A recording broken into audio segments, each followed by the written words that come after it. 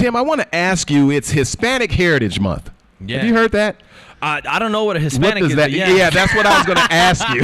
I was going to ask, like, I've been hearing this, like, it's Hispanic Heritage Month. What is that? I'm going to ask Tim, what is a Hispanic and what does that mean and how do you navigate that? Because I know when they say Black History Month, you know, I think of blackness as a political statement. Yeah. Not the color of someone's skin. I agree. But anyway, Hispanic Heritage Month, how do you navigate that? You're a teacher at heart. Yeah. What does that mean and what should we know?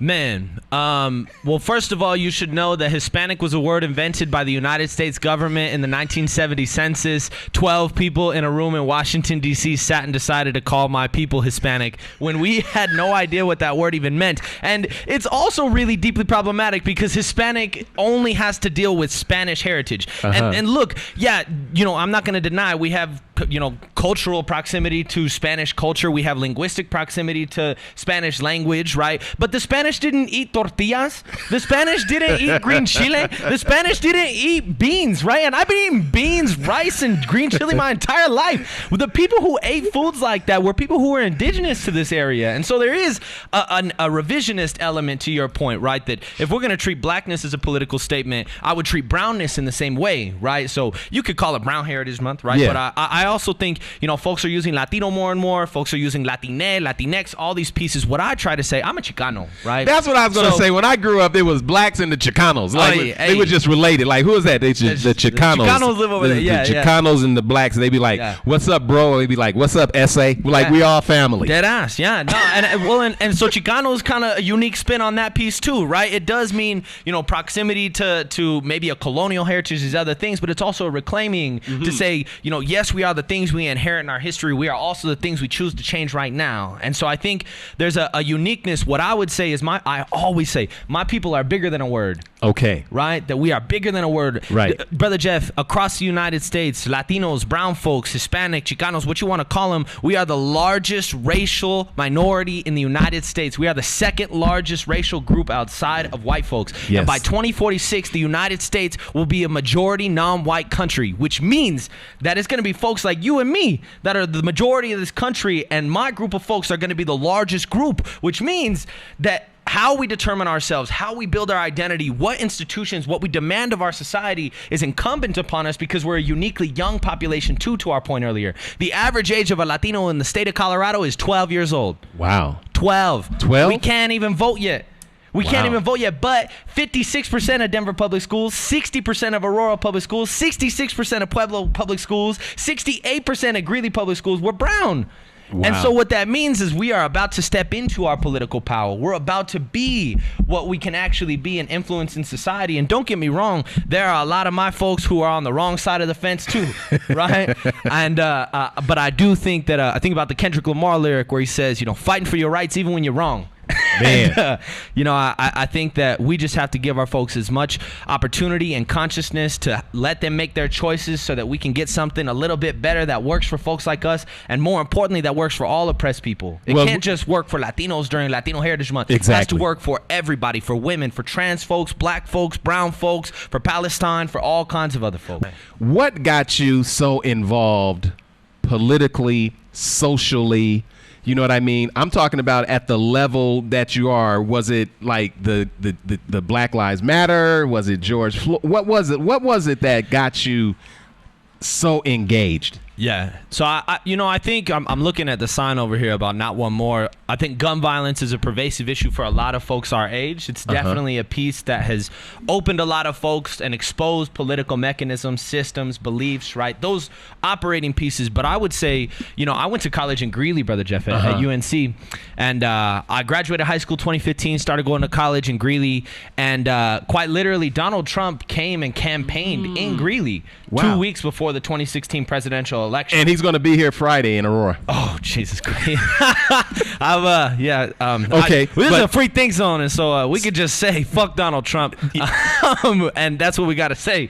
But there is a big piece for me that really, Donald Trump's presidency really exposed a lot of the pieces for me, specifically about white supremacy, about patriarchy, about our immigration system that is broken on purpose. And then I think high-profile police brutality killings, George Floyd, Breonna Taylor, Philando Castile, and a lot of other ones, Sandra Bland, Michael Brown, and other folks really, I think, consistently galvanized folks like me towards, interrogating our political system, not just in institutions of democratic politics, but outside in the grassroots and in the community as well. But what grabbed you? Like, I was thinking about, when I was active around the same age you were active. You know what I mean? Yeah. But it was definitely around the LA style gangs making their way out of California and going up into Arizona and then to Colorado and to Kansas and all those different things. And so young people started just killing each other. Yeah. And it was this like red and blue thing that just, exploded. Exploded. And it was like, I was really like on the ground saying, we got to stop the killing. You know what I mean? When you're burying your nephews and the whole dynamic, at some point you're like, oh man, it ain't that you're trained to do this, but you do it. And so when you started talking about Sandra Bland and, Castile and all of the other names that you mentioned, that was more state-sponsored murders via the police. Absolutely, yeah. And state sanctioned and terrorism, state-sanctioned terrorism. I would agree with that. And at some point you were like, nah, I'm 10 toes in.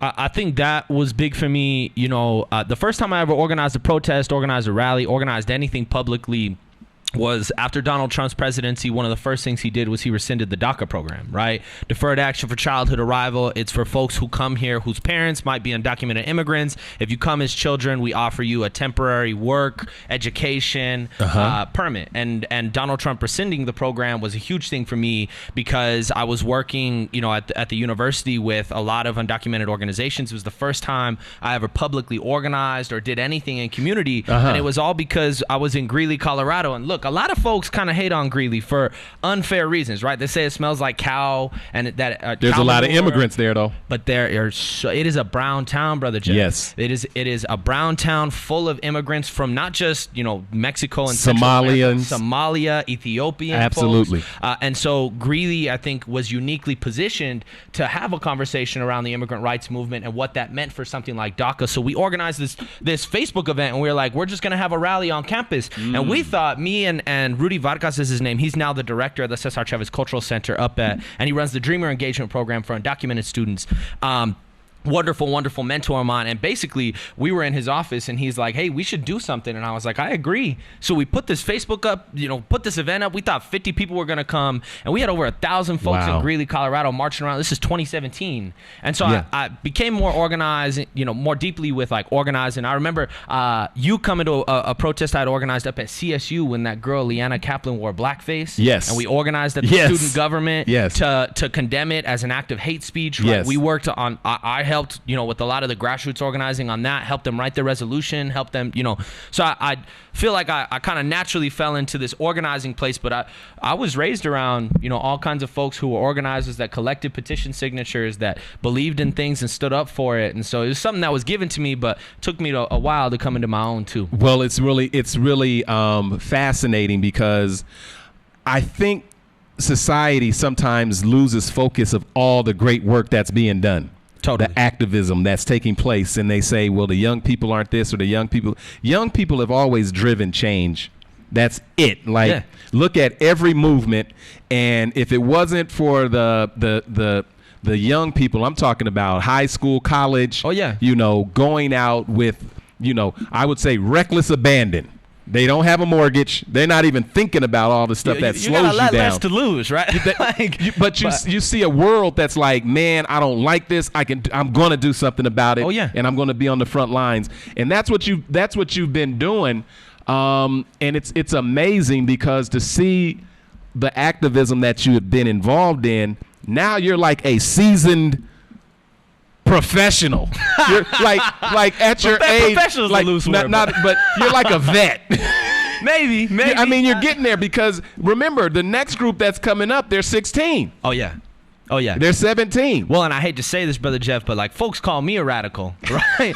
Just wait till you find out what these kids believe, right? And look, I think to your point about youth organizing, right? Martin Luther King Jr. is 26 years old when he graduates with a doctorate from Boston College. He goes down to Birmingham and participates in a free, right? All of these other pieces, you know, John Lewis is a 23-year-old student at Fisk University, right? We look at Stokely Carmichael. We look at Huey Newton and Bobby Seale. These are 23-year-old organizers. And I think a lot of times, look, in American history, Alexander Hamilton, the founding fathers are 25, 26-year-old. You know, it's not to say that you know, young people are uniquely positioned. It's that we're always positioned. It's that we always believe that things can be better because, you know, Brother Jeff, half the reason I even got I became a teacher because I grew up 2 blocks from the neighborhood school that I grew up in, but my aunt was afraid to send me there to the public school because of gang violence, because of the school to prison pipeline. All that we were talking about. Absolutely. So then when I became an adult, I wanted to be a part of running towards the problems of my community, running towards the hood, right?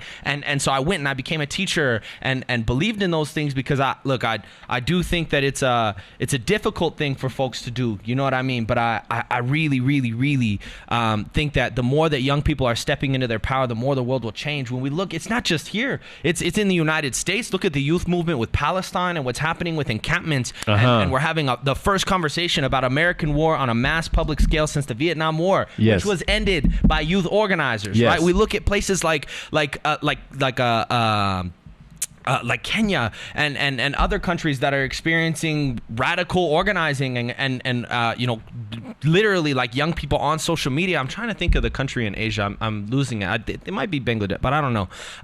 There's a lot. There's Myanmar. There's all of it. Young people organizing everywhere to stop the industrial machine of injustice. I like what you're saying, and what, like, just sitting here with Tim Hernandez today, it's always refreshing. It's like hitting that button and saying, you know what, there's things that are going on, but folks are engaged and are not asleep. And now I think I'm going to upgrade my conversation from the youth are the future. I think the youth are building the future. They're the youth are the now. Oh yeah, they are like, I think the youth do more to set the trajectory of change for tomorrow than the status quo ever will. I completely agree. Huey Newton has a quote that says that young people inherit the revolution. I only slightly adjust it, that young people are the revolution, right? That it is consistently transforming itself over and over and throughout and again. And, you know, hopefully we make things a little bit better. Hopefully we make it a little bit more just. Hopefully we get towards an actual place of liberation, right? But I do really appreciate that sentiment that, you know, it's always young people pushing up from the bottom and saying, hey, actually, no, we need to do things this way. And, you know, I think it's always been that way, and it kind of always be. Well, you know what? Dr. King and Malcolm, they never saw 40 years old. Tupac and Biggie. Like, you could just go and you just take a look, and folks have locked this country into Dr. Martin Luther King only because they've co-opted the message. Oh, totally. They've co-opted Malcolm. They've co-opted Martin. They've co-opted everything they've co-opted Jesus. They've co-opted Muhammad. I agree. They've co-opted. If they could put a price tag on it and sell it to you, they will co-opt it and continue to be moving in the same trajectory of the status quo.